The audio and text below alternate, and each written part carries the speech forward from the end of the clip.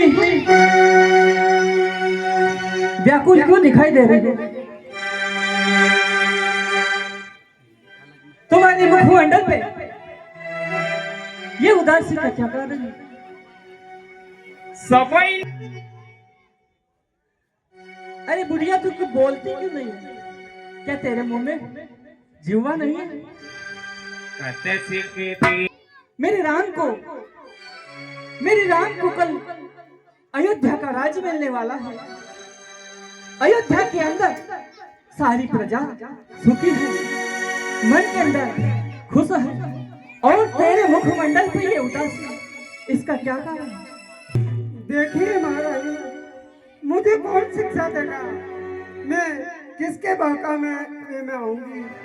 ये आप भली बाती सोच लीजिए। देखिए महारानी, आज अयोध्या के अंदर राम को छोड़कर किसकी कुशलता कही जाए, क्योंकि राम को तो महाराज सुबह राज्य दे रहे हैं। हे दासी, ये तो हमारे कुल की रीत है, उसका अनुसरण करना हमारे कुल का रिवाज है। उसमें तुझे क्या दिक्कत हो सकती है? तेरे मुखमंडल पे ये उदासी, कुछ बोल तो है, बोल तो सही, इसका क्या कारण? देखिए महारानी, आप तो अयोध्या की महारानी है, अब मैं आपको क्या कहूँ, कैसे शिक्षा दे सकती हूँ? देखिए महारानी, आप सदैव शेष सैया पर सोती रहती है, इसी में आपको बहुत अच्छा लगता है। हे दासी, तू मेरी पुत्री के समान है, थोड़ा मन में सोच। महाराज के मन में कितनी कुटिलता है, जो उन्होंने तेरे पुत्र भरत को तो मामा जी के वहाँ भेज दिया, और इसी बीच अच्छा समय निकालकर उनके ज्येष्ठ पुत्र राम को राज्य दे रहे हैं। अरे घर भोरी, अरे कुंठा, तुझे क्या उपाधि दूं मैं? तू क्यों मेरे घर में आग लगाना चाहती है? तू क्यों काल सर्पनी बनती जा रही है?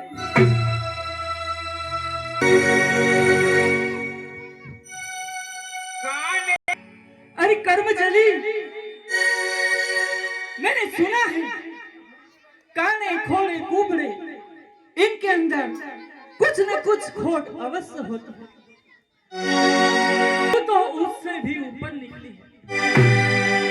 मैंने तुझे क्या नहीं दिया?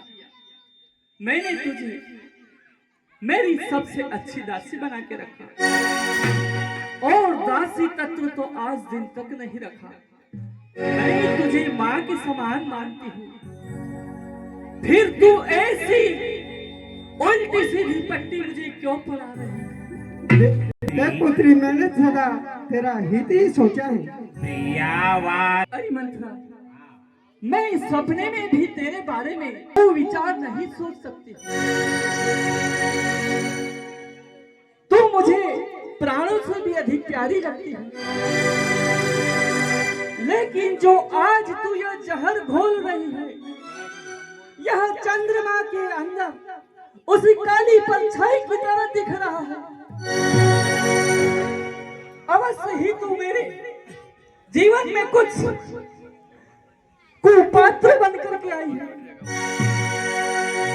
अति धीरे धीरे भ्रमित होते जा रही है।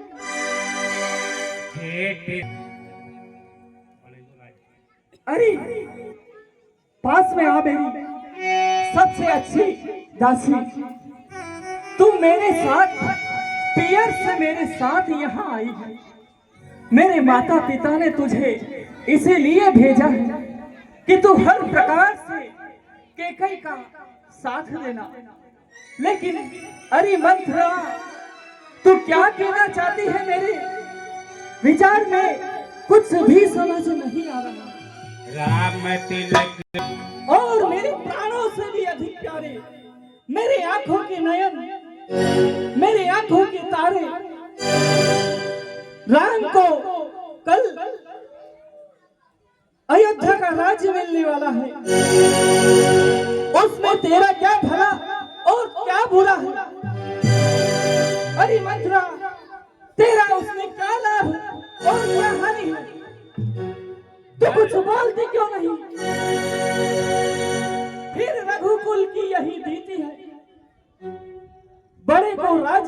जाता है वही राजा बनता है।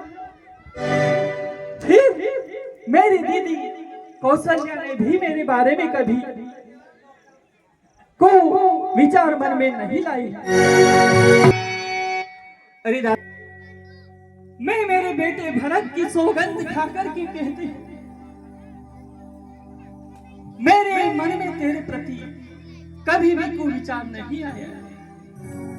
एक ही बात हे महारानी, आपने तो मेरी आते ही सारी इच्छाएं पूर्ण कर दी।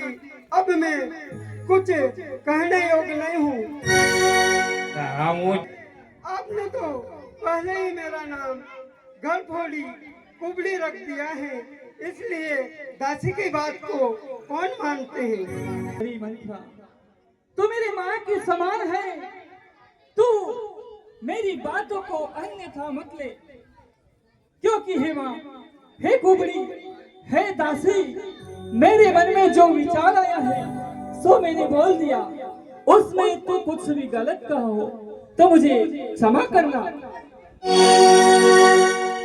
देखो पुत्री, तुम मेरी बात को समझो। समय रहते सब चला जाएगा और बाद में तुमको बहुत पछताना पड़ेगा। मैंने सदा तुम्हारा ही हित किया है। ये पुत्री, तुम मेरी बात को मान लो। ये बेटी मंत्रा, तुम्हें बहुत दुख सहना पड़ेगा। मेरी बात को मानो और आप राम ही तिलक में कुछ भी अनुचित कहने से पहले 10 बार तुझे सोचना होगा। हे पुत्री, तुम्हारे हित के लिए सोचती हूँ, क्योंकि महाराज प्रातः होते ही राम को राज्य दे देंगे और वह समय निकल जाएगा। कंद्रु हे बेटी, मैं तुझे बार बार तुम्हारे हित के लिए ही समझा रही हूँ।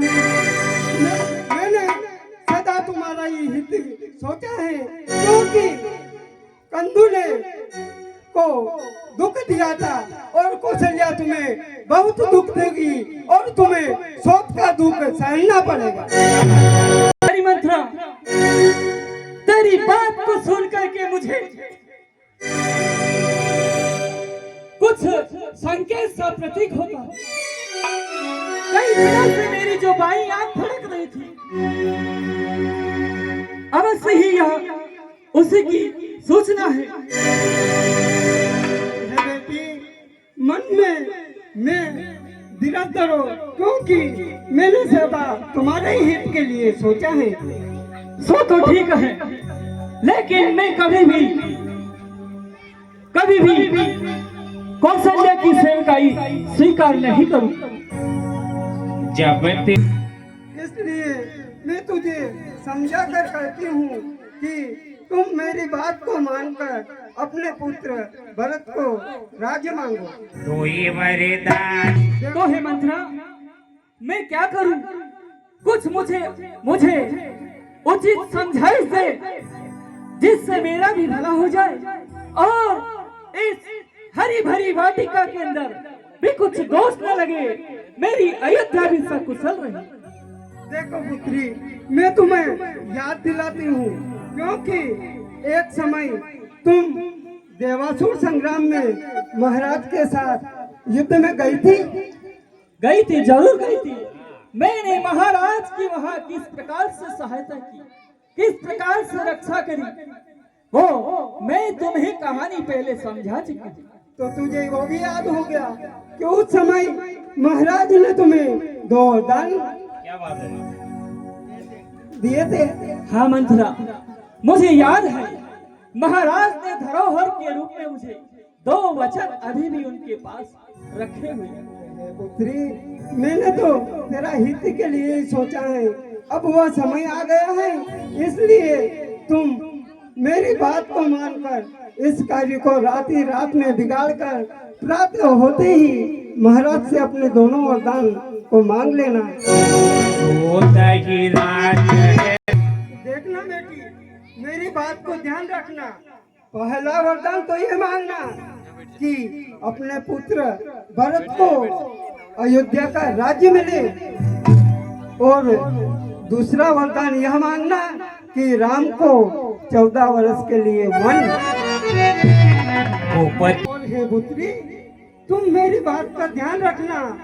जब तक वरदान मत मांगना, जब तक महाराज अपने पुत्र राम की 100 बार सौगंध न खाए, तब तक वह वरदान मत मांगना। होइए हे पुत्री, तुम इस कार्य को आज रात में ही करना है, इसलिए तुम कोप भवन में जाकर अपना सारा काम संभालना मैं जाती हूँ। ठीक है मंत्रा, और अच्छी होशियारी से सारा कार्य करना। तुमने मुझे जो समझाइश दी है अवश्य ही उससे मेरा भला हो। मैं अब वही कार्य करूंगी। अब मैं अपने महल को हट लगा करके बैठूंगी।